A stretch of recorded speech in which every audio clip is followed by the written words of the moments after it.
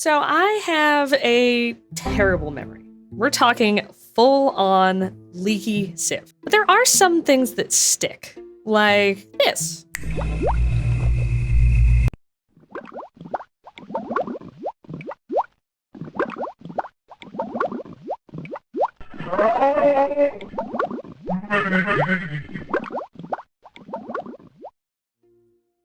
That clip was from Amber Journeys Beyond. I was maybe, I want to say 7 when I experienced it for the first time, and I can remember every single part of that scene. And before anybody says, well, yeah, it's a clown doll. Its unblinking gaze would burn itself into anyone's memory and haunt their nightmares. Yes, but that's not the only scene that dodged the holes in my CV brain. Ew. Amber Journeys Beyond is an adventure game from 1996. We're asked to check up on a mutual friend, Roxanne, who has bought a haunted house to test experimental ghost hunting devices. While on the way, a stream of water and light, I'm just gonna call it a sprite, appears in front of our car and causes us to swerve off the road into a lake. We wake up on the bank of the lake, having somehow escaped the car? The sprite reappears. As a music box jingle plays, it giggles at us and then vanishes. Guys, I think the house is haunted. Which, if the ghost is this obvious, how are people even making it to the buying stage on this house? How are the realtors unaware? Even if they are aware and are selling the house anyway, how can they be so confident the ghost won't just screw the whole thing up by appearing? We'll be in spoiler territory in a minute, but with that little bit of staging out of the way, I want to touch on the visuals, the sounds, and the gameplay before we actually bite into the story itself.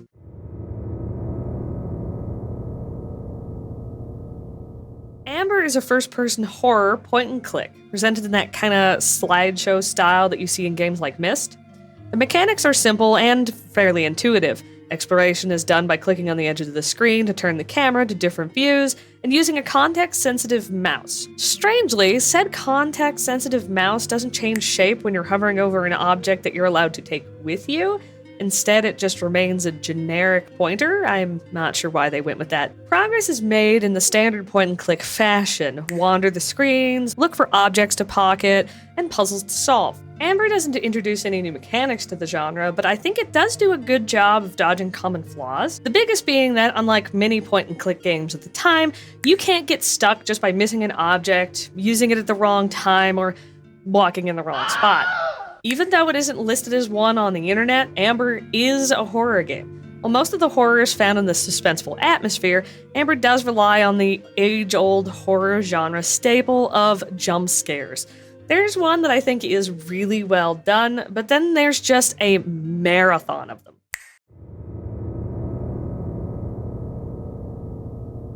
When it comes to the audio, for the first part of the game, there are only sound effects. There's no music while you wander the house, just the sounds of crickets outside and the opening of doors as you wander the house itself.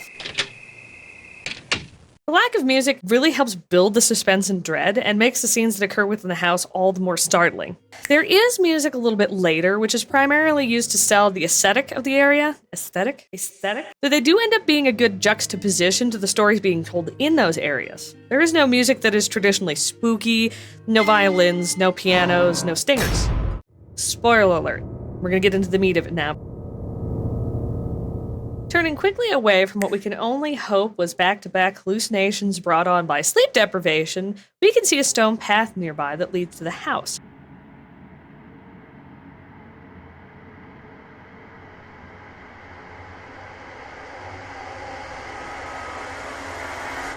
And this screen is horrifying to me.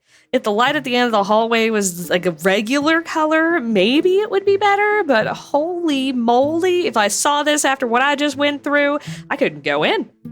But then, the outside sucks too, and we have no car to leave in, so this whole thing sucks. We beeline for the stairs and head towards the source of the red light. At the top, the door of one of the rooms is open.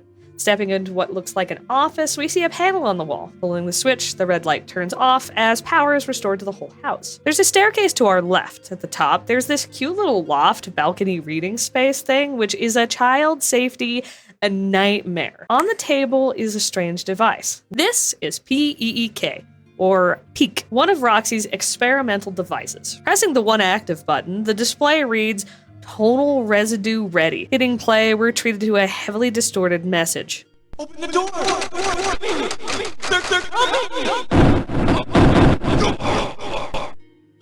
Thoroughly horrified, we pocket the device. Back in the main office, we find a diploma on the wall belonging to Roxy from the Miskatonic University, a not-so-subtle Easter egg about H.P Lovecraft. And here I want to point out one of the major flaws of Amber as a video game. There are a lot of irrelevant things that you can look at.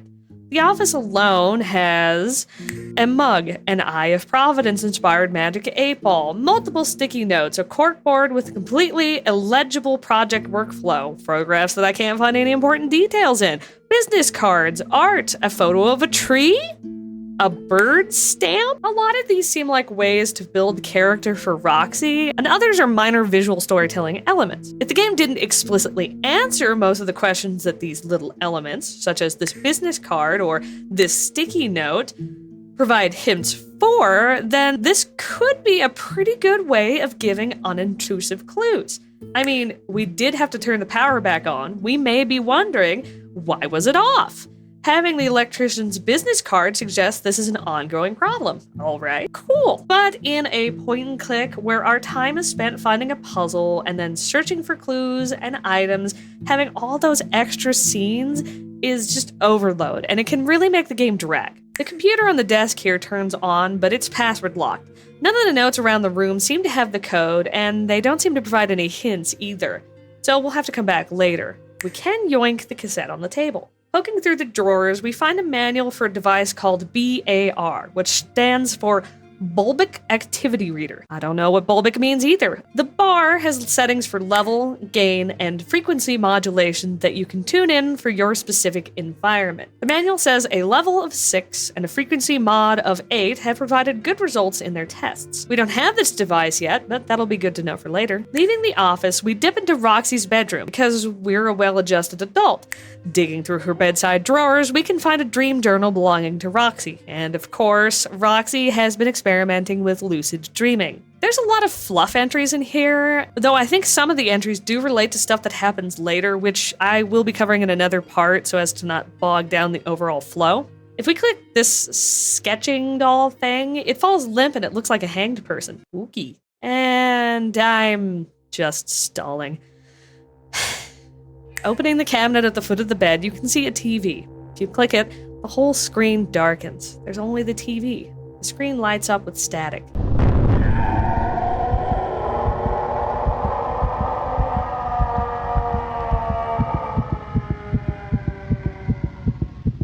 Cheesy crust. That is horrifying. You're literally stuck in place, watching something rampage through the house towards the room you're in. Playing it back, it feels like the ghost is breaking into the house and it just beelines straight for you, like it was stalking you all along. You let your guard down and now it's all over. Just door sounds, they just mess with me so much. The sound of a distant door opening or slamming and door handle rattling is horrific to me. We wake up blurry-eyed, laying on the floor in front of the TV, which is now off.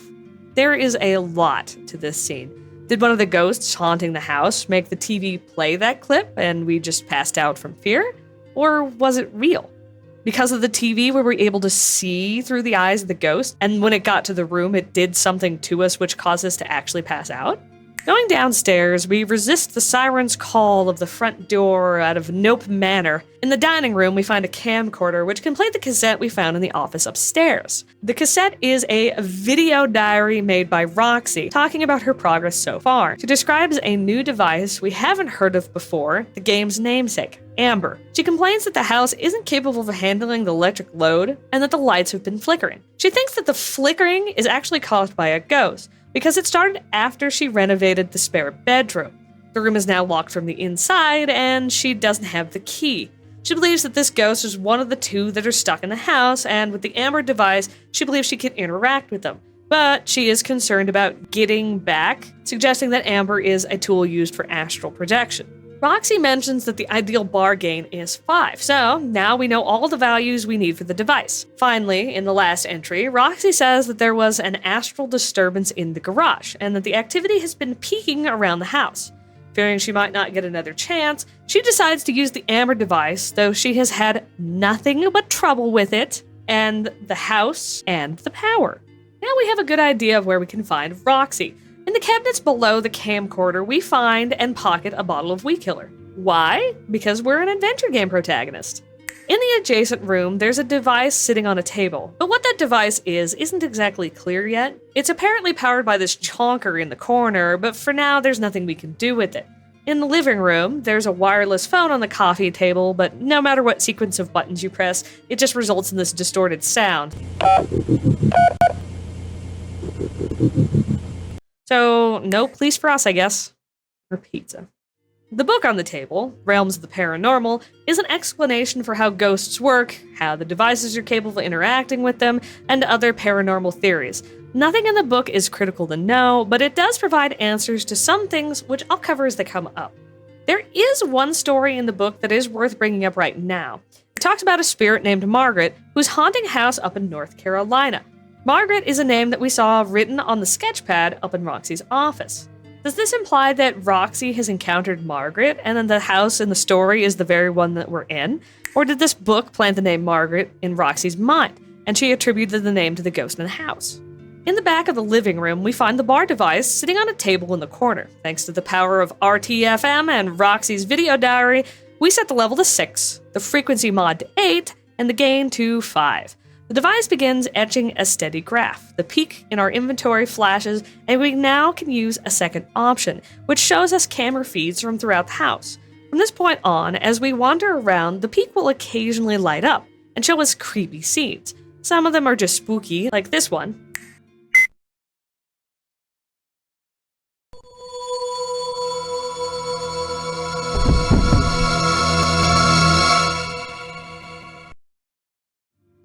But there are also useful scenes, like this one where it shows us the kitchen, where it power zooms on a doorknob rattling, and because our sense of self-preservation was knocked out of us when we hit the floor earlier, we go and check. On the outside handle, there's a device. I'm not sure if we ever get a direct name for the device, but it is a tonal reader. Realms of the Paranormal talks about a theory that objects can retain sounds around them during their creation, and I guess that's the theory this thing is going for. Although the theory states that the sounds are from their creation, not just their use, so I don't know. Anyhow, with the bar puzzle solved, we can finally go see what Roxy's up to in the garage. Yay! The garage is empty, except for a crowbar hanging by the staircase. I doubt ghosts are vulnerable to crowbars, but hell if I'm not bringing it with me to try.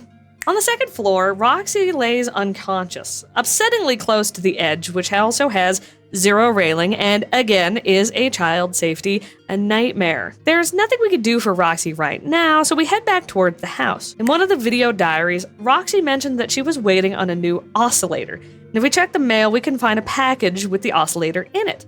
Also, note the address, North Carolina. Margaret may very well be our ghostly roommate. The note sent with the oscillator mentions that it should plug straight in. Game doesn't explain what device the oscillator is supposed to go in, but both the bar and the peak are up and running, so there's really only one device left. After putting the oscillator in, our peak lights up, and the final button is active. The Amber unit is online, but it isn't charged yet. This part, as with some other parts, such as the camera scenes and the tonal reader, are timed and require you to progress the game by moving screens. When it comes to the camera scenes, as I mentioned earlier, some are important and some aren't. The sequence of scenes appears to be preset, with a few spooky scenes separating each of the important ones, meaning you are forced to see spooky scenes to progress the game. Yay. Oh, and speaking of the tonal reader, it isn't a key item and it only provides some more spook factor, so while I think it is quite neat, I won't be talking about it from here on out. The phone on the coffee table will ring. Roxy sensed our presence when we found her body, and she's able to talk to us through the phone, but she can't hear us back. So she was trying to go astral, but she isn't sure that she made it. She says she's divided between several locations and everything looks different. She doesn't want anyone trying to rescue her, as Amber has multiple errors and it is too dangerous. In the middle of the call, Roxy's voice seems to change. Ted? Is that you? Who is this? Who is this? This seems to be an instance of her switching, as she described right before. After enough scenes, the camera will show the bedroom. A light fills the closed TV cabinet, which bursts open on its own. A ball of light, like the sprite from the beginning, appears from the TV screen and moves to the bedside cabinet, where it places a key before vanishing. Unlike the other scenes where fictional things seem to be taking place, that key is very much real. As we go to get it, an ominous melody plays as a blue beam of light blocks the stairs.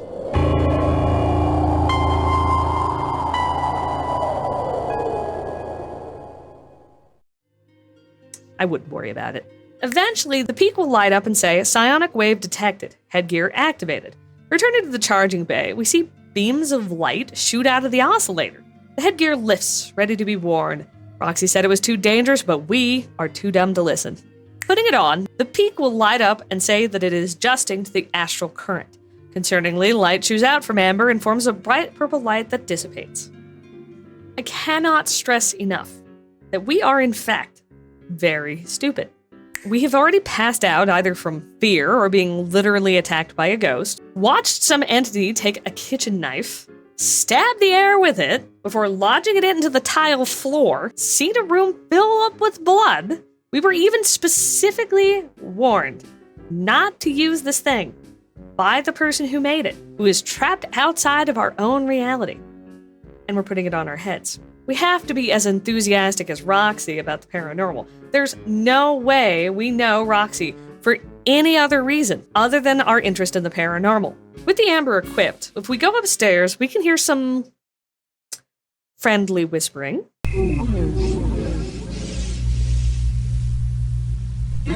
The key we got earlier opens this spare bedroom, the one locked by the upset ghost, also the one that was filled with blood. Fun! The mirror in the corner is glowing, and if we look at it, we're pulled into our first ghost story.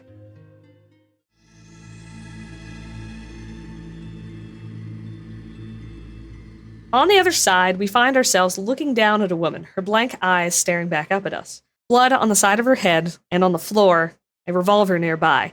Clicking on her, an echoey voice will declare, "Ooh, awful. Who would do such a thing?" For the first time in this game, our character will remark on things we inspect, because we're no longer the person who was sent to find Roxy. We're the woman we're looking back down at in disgust. Another new addition, music. Before, we were alone in the house. Now, ritzy swing plays as we investigate the scene of our own death. Interestingly, this scene did not stick in my mind. I have no idea why. It isn't as overtly aggressive as the other scenes, but it's still a lot considering I was like 7 years old. But it wasn't until I came back to Amber for this video that I really grasped the whole scene. You go from wandering a spooky house to just straight up looking at a dead body. Over on the dresser, there are these boxes with faces on them. Laid in the right order, a man's voice says, "I miss you, Maggie." Our character says she recognizes the man's voice and wonders if she's Maggie. I think that pretty much confirms that the Margaret in Realms of the Paranormal is the same woman that we're playing now, so from here on I will be calling her Maggie. If we try and leave the room, we'll see static that fills our screen until we can't see anything else, and it'll stay until we close the door. Seeing this, Maggie says, Well, that was a waste of time.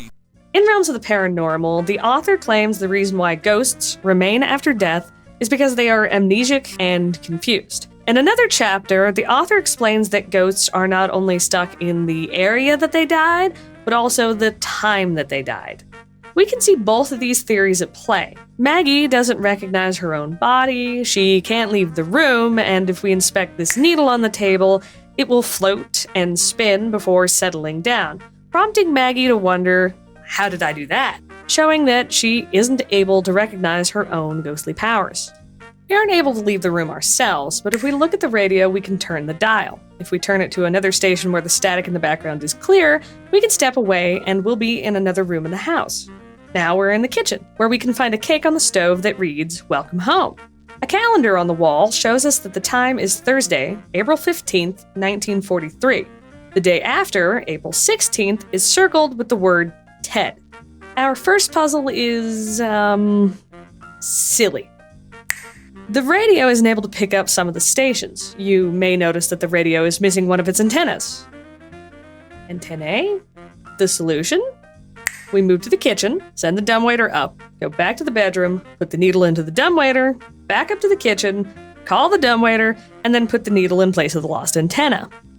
Why couldn't we put the needle on the radio in the bedroom? My only guess is they wanted there to be a puzzle here. With the repaired radio, we can enter a new room, the dining room. There's a note on the table that's hard to read, and unfortunately, Maggie does not read it for us. But the gist is that Ted is coming home for a week of leave. He talks about some wartime activities, such as raids over Germany, and says that he doesn't think that the war will last much longer. And the letter confirms that Ted is Maggie's husband. There's another letter, penned by Maggie in significantly better handwriting, where she expresses her love for Ted. While reading it, Maggie will comment that she's been so sad since Ted left, and she just gets so blue thinking about it. She bought a clock to send as a present to Ted, and this clock is necessary for our next puzzle, which is also quite something. During one of the commercial breaks, the radio mentions there will be a new station launching at 7 p.m. that shares news from the war front. The clock shows us the present time. So, how do we progress? Well, when you open the doors to the static, you can also hear the sound of a clock ticking. This isn't just for extra spook, it actually progresses time. In the dining room, the single door progresses time by 15 minutes, while the double doors progress the time by 30 minutes. After looking like an absolute mad woman standing around her house, opening and closing doors for multiple hours, the clock hits 7 p.m. and we move the dial. We're now in the living room. The music on the radio is a more laid-back, jazzy tune. A fire crackles in the fireplace. Despite how cozy I think this room feels, Maggie will comment, "I don't like coming in here." Inspecting the trash bin will knock it over, pouring out some rather tidily torn scraps of paper. Maggie will say, "I must have thrown these away for a reason. Better to leave it alone." And this puts us face to face with the adventure game genre's most beloved, a slider puzzle. I hate slider puzzles. Put back together, the torn pieces form a telegram informing Maggie that her husband Ted was killed by the detonation of a defective depth charge. This knocks sense into Maggie. A cutscene plays with a picture of Ted flying down a brick corridor. The end of the hall opens into the blackness of space. A swirl of golden light spirals away from us with a bright star at the center. The picture merges with the light. Maggie's voice says,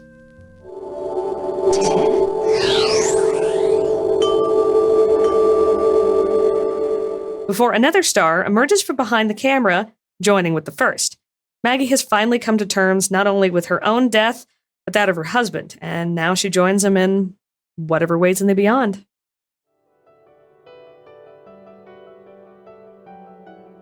It seems like in the world of Amber, ghosts are represented as these bright starbursts. So looking back at the scene that gave us the key to get into the room, I think the ghost, which comes out of the TV, was Ted.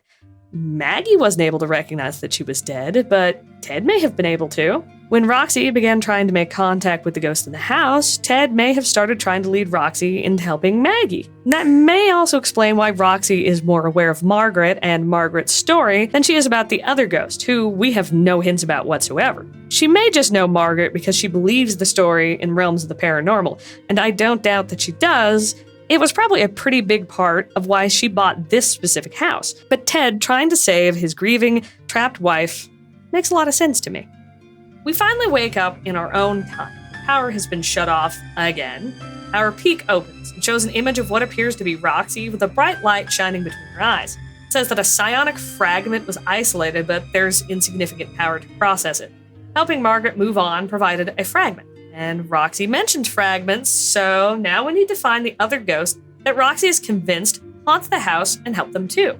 Turning the power back on, we roam the property. As we step around the back of the house, we can hear more distorted voices. Turning towards the woods, we can see a path that has been overtaken by plants. This is where the weed killer we stole from the dining room comes in handy. Beyond the plants, a path made from upright logs leads into the back of the property. where we see this treehouse gazebo with a beam of light shooting out of it. Entering it and looking at the roof, a cutscene plays where we rise up beyond the clouds before plummeting back down through the floor of the gazebo.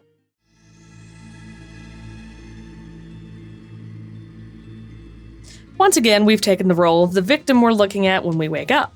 Upon seeing the grisly scene of a hanged man, our character simply says, "Man, what was his problem?" Another noteworthy aspect of this part, our viewport is this curved kind of weird VR shape. It's pretty distorted at the edges. And I think this is supposed to suggest that the guy that we're playing as has a pretty distorted perspective. Or, given the kind of trippy LSD-inspired visuals right before we take control, maybe he was experimenting with drugs. If we look at the white door, we can peek through the keyhole. A kitchen knife sticks out of the floor with what appears to be blood splatter on the floor and lower cabinets. One of the camera scenes we saw earlier was a knife stabbing the air before becoming lodged in the ground. Upon seeing this scene, our astute character says, Looks like someone ran into some trouble. "I'm putting my money on drugs, man." Wandering outside, we see bunches of the same weed we killed to get to the gazebo. Our character will comment that he hates them. I thought they were just hedges, but I guess not. I'm still calling them hedges, though. Squeezing through a part of the hedge, we emerge on a path with flowers and some beehives. Our character will say, Watch out for the bees. They know us. Looking at a hive, some bees will appear and begin to speak. It's very hard to hear what they're saying. Where have you been? And watching aliens. You're eating everything. Where's your parents? Stabbed right up. Murdered. That half of parents from. And not, but girl isn't like you. For spacecraft. Where you? That's the spaceship's coming, taking the den at you. We'll what with because watching you, like her, like you, mad. You totally. You. Weird, you. Here's what I could catch after listening through it a couple of times. We've been watching aliens. They know everything. You murdered her parents. Stabbed. Murdered. The girl doesn't like you. The spaceship's coming, taking something. You like her. Mad.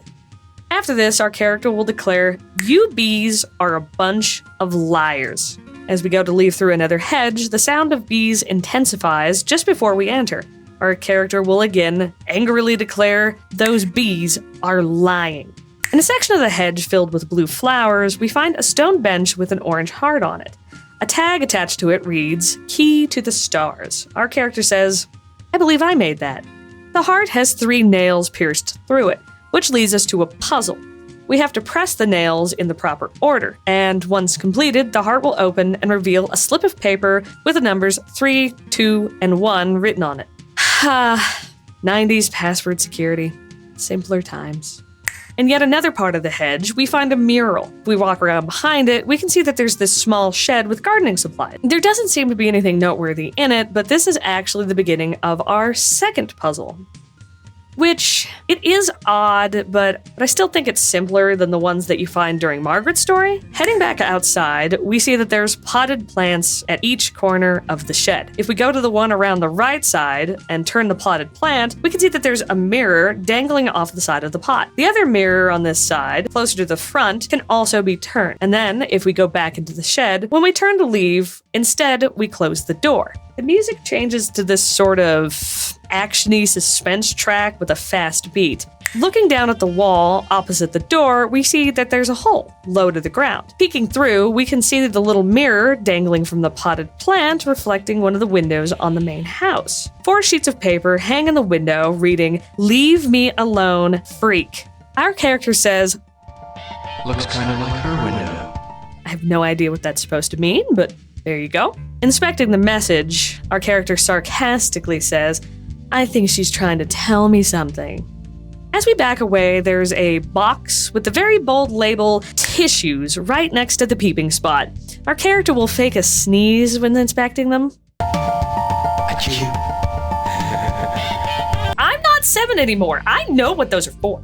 Through another part of the hedge, we find the gazebo once again. If we go around the base of the gazebo, there's a red button. Pressing it, a door opens in the gazebo floor. Underneath is a grate, and below that, we can see a hidden room. There's a combo lock on it. Our character will say that it looks familiar, but he can't remember the combination. But we did just get a 3-digit combo from the heart puzzle we did earlier. The very complex 3, 2, 1. Climbing down, we can immediately see just a huge green flag. A framed graduation picture of a woman with candles all around it. There's a note. Our character comments, "She wrote this for me, and she has the prettiest handwriting," when he looks at the top and bottom sections. While her handwriting is pretty, it's also pretty hard to read. Bryce, I didn't even want to write this, but you won't listen to me. Please believe me. I don't like you. I want you to leave me alone. I don't want your gifts. You can keep that stupid heart or whatever it is. I don't believe in flying saucers, and I want you to stop talking to me about them. Never, Mandy. P.S. My dad said that if you don't stop bothering me, he's gonna fire you. As implied by the note, our character, Bryce, is a lover of UFOs and aliens. A newspaper on a chair nearby has various stories on UFO sightings and aliens all over the front page. It's not easy to make out, but we can see the paper is dated September 21st, 1959. There's photos of galaxies and what appears to be a star chart pinned to the wall.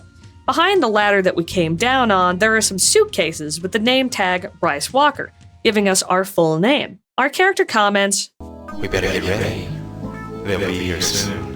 In one end of the room, there's a sturdy gray door that Bryce will comment, whatever's behind there must be a pretty big secret. If we look down from the door, there's a huge puddle of red just all around the base of the door. Fun. This is a puzzle that it isn't difficult, but I'm not sure where the hints for this particular puzzle really are. To the side of the door, there's a flag. Clicking it moves the flag to the other side, and then you can raise it up. But that's not the solution. Instead, we need to lower the flag, and it'll become a red flag. That's not the only red flag I see. Bryce comments, That ought to get their attention. I hear they like red. so it turns out that the red puddle is paint that Bryce intended to color the flag with. Which I guess makes it dye, not paint. But the natural reaction is, oh, that's blood! After sending the dyed flag up, a red flag icon appears in the indentation by the door. Clicking the orange thing underneath the icon reveals a keypad. Now, this one is also a very simple puzzle, and you could brute force it very easily, but how you're supposed to come up with the solution is some moon logic, which is fitting considering the UFO-obsessed Mandy Stalker character that we're playing. Your only hint to this puzzle is Bryce's initial comment upon inspecting the keypad. This looks like something else, but I can't quite place it. The solution? Press the buttons in the same shape that Mandy left the messages in her window. 1256. Yes, he made his password mimic the shape of the notes that his obsession put in her window, telling him to leave her alone. Opening the door, we're greeted with a cabinet with used, messy paint cans. Why does Bryce have a security lock for a paint cabinet? There's this thick dripping sound. Looking down a shelf, we can see a can of red paint spilling over the end, the source of the puddle that we saw. Looking down a third time,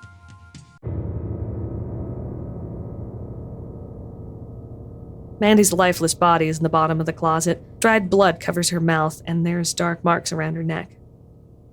This is another one of the scenes from this game that has stuck with me all of these years.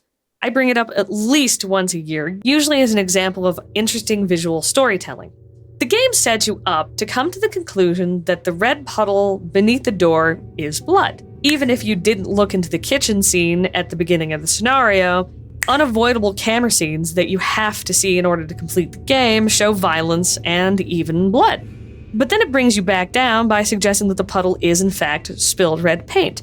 Bryce had prepared cans of paint to make the red flag, which he is going to fly over the gazebo to attract the aliens, because they like red flags. Once you open the door, you see the paint supplies and an overturned can of paint. Phew! It really was just paint after all. And then bam, there she is. In retrospect, it's pretty obvious that Mandy isn't the person who got stabbed.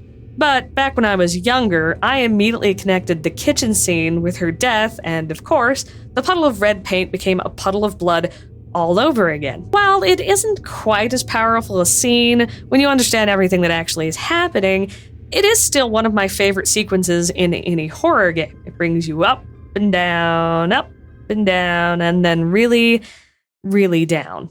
Upon seeing her body, Bryce says, Mandy? Mandy, why'd you have to start screaming?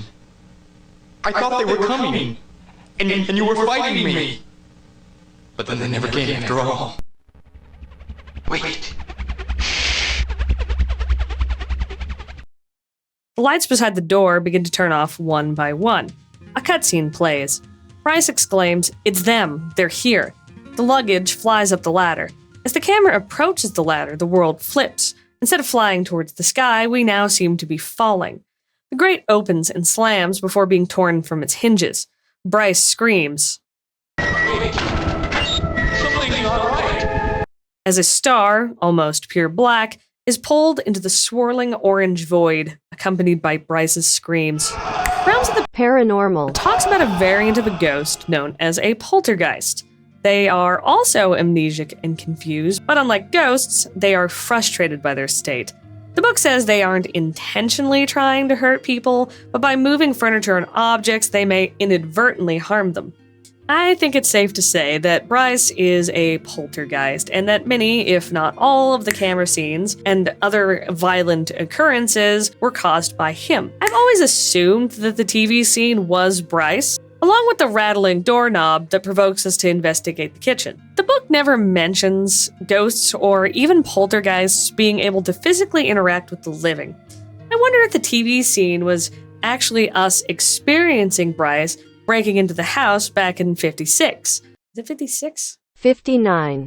The father may have been upstairs in the bedroom. But ghosts are only supposed to be able to see the world the way it was when they died, and we, in that scene, see the house as it is in the present day, so maybe not. Waking up from Bryce's nightmarish scenario, our peek confirms that we got another fragment, but once again, it says there isn't enough. But Roxy said there were 2 spirits haunting the house. Well, now knowing how Margaret and Bryce behave, we can firmly say that the ghost at the very beginning, who I nicknamed Sprite, doesn't behave like either of them.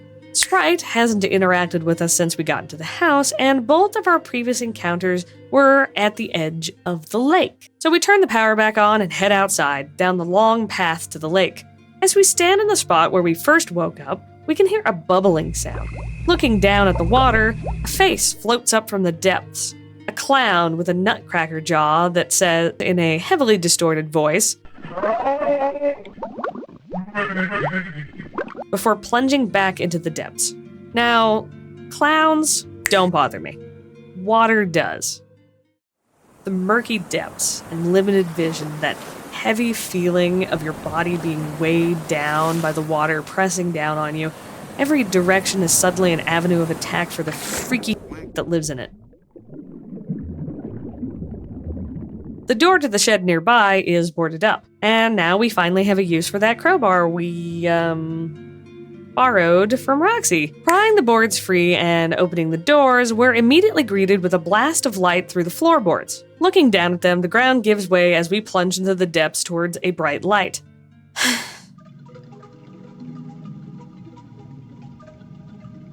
Our viewport frosts at the edges. We open our eyes to the still face of a child beneath the ice. Our character says with a thick British accent, "I think I should be cold, but I'm actually quite comfortable." Looking up from our final resting place, we see that we're out on the lake in the middle of winter. Snow and fog prevent us from seeing much beyond the edge of the lake. A high-pitched voice calls out, "Help!" over and over again. Just to our side, stuck in the ice, is the clown doll that we saw earlier. "Hey, stupid," it says, "over here." This prompts our character to say, "That's me puppet." I should not try to replicate his. The doll asks for us to help them by pulling them out of the ice, but we can't pull them out right now. The doll's cries for help follow us as we head to the shore and into the shed. On the table inside, there's a bag of rock salt. Our character will say, I think I remember Father using that on the walkway. This is our hint to the solution. But the bag is too heavy for us to carry, and being that this is an adventure game, we don't just find a cup somewhere and scoop some out. No, we lower this heavy-duty winch, then somehow manage to hurl it with enough force to knock the bag out of the window. And conveniently, it spills exactly where the doll is stuck. The doll has vanished below the surface, and with stupid bravery rivaling our own in modern times, we dive into the frigid lake after it. This story, out of all of them, really emphasizes that our POV character is a ghost, so much more than the others. Maggie has the strange static and the teleporting with the radio, but beyond her interaction with the needle, you don't feel like a ghost, and the house just looks like a house. None of Bryce's scenario leans into him being a ghost at all. He doesn't phase through any doors, he doesn't levitate anything. There's the bees, which could just be a hallucination, and the fact that the property appears to be a hedge maze entirely made of weeds, but it's not entirely out of the realm of possibility, and I mean, Bryce sucks, so I could see him cultivating a weed hedge. This scenario, though, just jumps the shark completely, thanks to our POV character being such a young child. Under the water, there are paths of ice. Our doll is sitting here, but he won't talk to us for whatever reason. I want to quickly point out that our viewport is different while we're down here.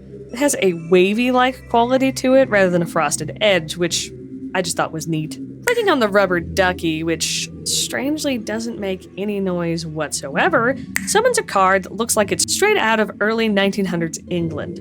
Once it pulls up and opens its door, the doll says, You drove your new car into the lake?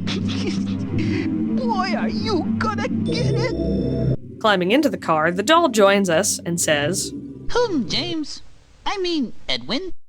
Which is it, clown face? I can't tell if James is a reference to something and his name is Edwin, but I'm going to be calling him Edwin since that's the name that the doll corrected to. Edwin says he can't see where he's going, but clicking on the glass causes Edwin to wipe the frost away. Edwin then prompts us to pick which way to go. And this whole part is just nightmare fuel for so many reasons. I already talked about water, but man, vehicles get me too. And when you pick to go a direction, the car rolls up to a blind edge and then it just plummets down the track and races around like a roller coaster.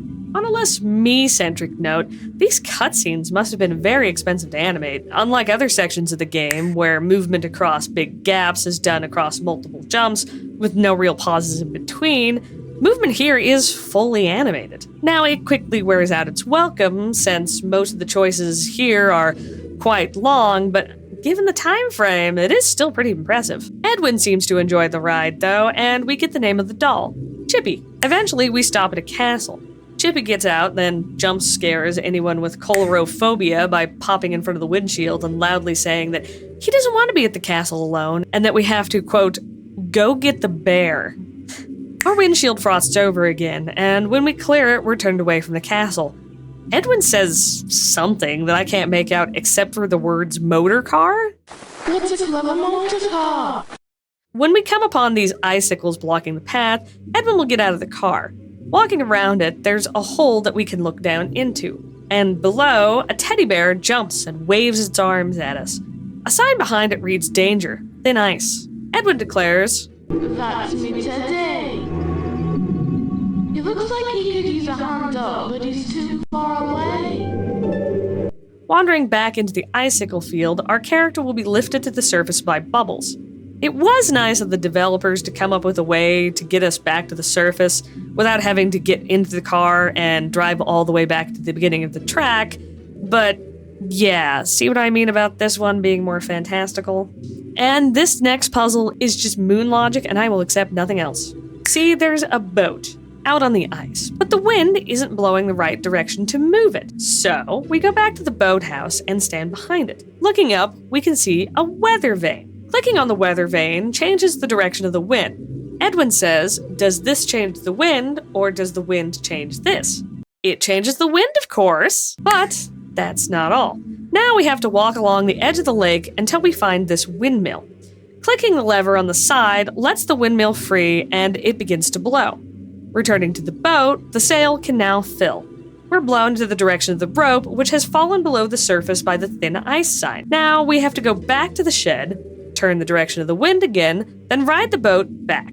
And by doing this, we have lowered the anchor at the end of the rope to within arm's reach of the teddy bear, and then lifted the teddy bear out of the trench under the water. Riding in our car, we can see Teddy sitting on the anchor, kicking his little bare feet on the side of one of the tracks. Aww. He hops in the car, and we drop him off with Chippy. The castle opens, and the only thing that we can see is a bright purple ball bouncing up and down. Chippy says, "I guess this means goodbye?" The toys look sad, and Chippy says goodbye one final time before we enter the castle. Inside is a throne room with a jack-in-the-box at the center. Edwin follows the ball, entering the glowing lights within the jack-in-the-box. Our peak confirms we have gotten yet another fragment, but still it says it's insufficient. The power's out again, so up to the office we go to turn it back on. Flipping the switch, something goes horribly wrong and we get electrocuted. We collapse and fly up into a tunnel of light that opens into the void of space. This looks, eerily familiar. A platform, surrounded by arches, sits at the end of the tunnel. A white light takes the shape of a featureless human. It speaks in an echoey voice. It's not as bad as some of them, but I can't make out the first couple of words that it says. Come no further. It's not yet your time to pass through. Your friend needs you, and you alone have the ability to help her. A single obstacle stands in your way. All you need is wisdom. Wisdom. The figure pushes us back through the tunnel, and we return to our bodies. And this is where my family and I got stuck on this game for a long time. Can't quite remember if we ended up finding out the solution on our own, or if we revisited Amber once walkthroughs became a thing. Okay, so, remember way back at the beginning, we saw that Roxy's computer is password protected? Well, that's our final hurdle. And what do you suppose that the password is? Do you think we got a hint during one of the scenarios? Maybe Roxy said something about it in her video diary. Nope. We got it just now. We are supposed to come to the conclusion that the spirit's final words were the password. And that's why it was repeated 3 times as we were returned to life. That's right, the password is wisdom. I made fun of Edwin's scenario, but oh boy, what happened in the writing room for this part? I know, let's have the protagonists get electrocuted to death when they turn the power back on, and a spirit will tell them they aren't ready to die yet. They have to help Roxy, and only they can do that. And let's have the spirit give them the PC password. They were looking for that password the whole game, but we aren't gonna give it to them. When the PC boots, a screen pops up declaring that psionic fragments have been detected within the system, and it's switching to crisis management mode. We presented 2 puzzles back to back. One is basically the heart puzzle from Bryce's dream, and the second is switching images around until they form a continual line. We're told to place the amber onto Roxy's head and evacuate immediately? Heading to the garage, we do as instructed. A cutscene plays where the amber begins to buzz, and our character sprints out of the garage, which then explodes. Roxy walks out of the smoke and says she'll have to tweak the re-entry algorithms. She thanks us for saving her, asks how the house is doing, and pats herself on the back that the equipment mostly worked. She then says she needs to send the data that she's gotten to the lab ASAP and asks us, "Where'd you park your car?"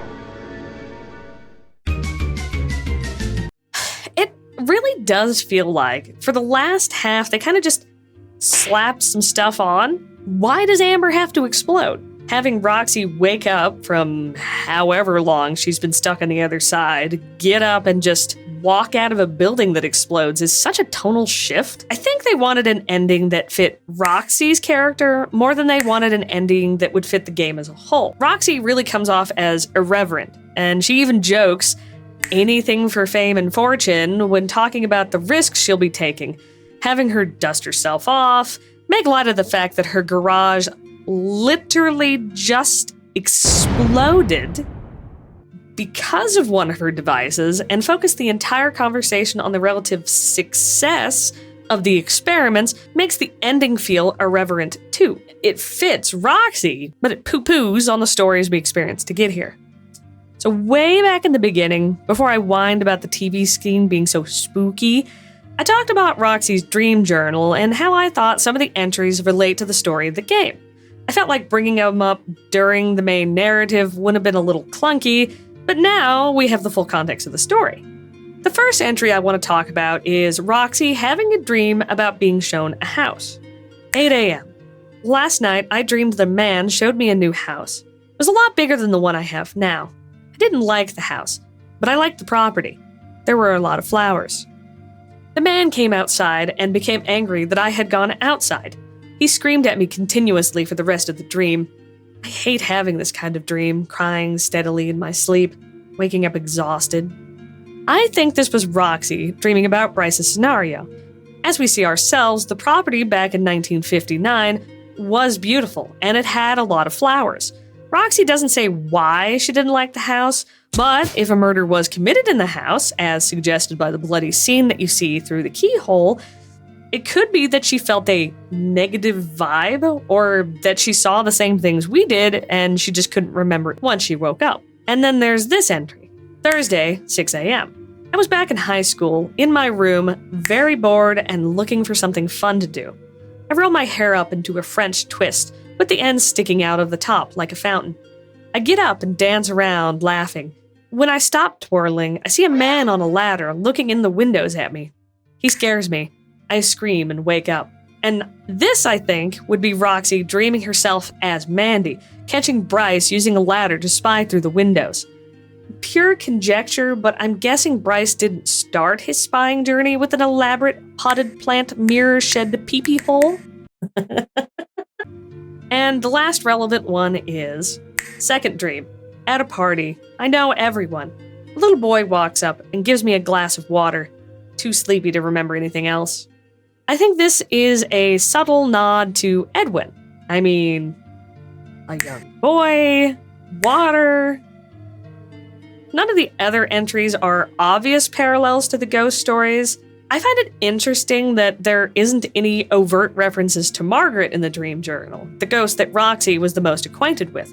Despite apparently having encountered Margaret after messing with her bedroom, she never has any dreams about war, the 1940s, being a widower. There is this one story which seems to feature a deep romantic connection, but it lacks so many other elements of what would make it seem like a story relevant to Margaret. Well, Amber has officially been squeezed dry.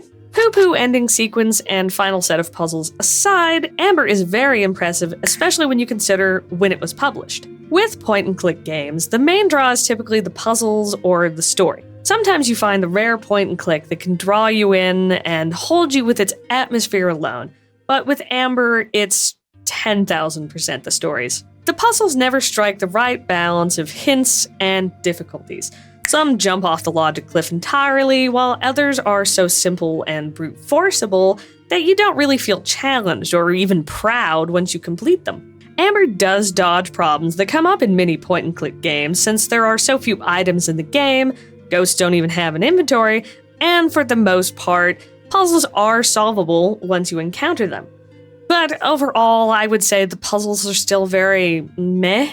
The story, though, well, specifically the ghost stories, Roxy means nothing to me, like nada. But Edwin and Maggie call my heart wrenched.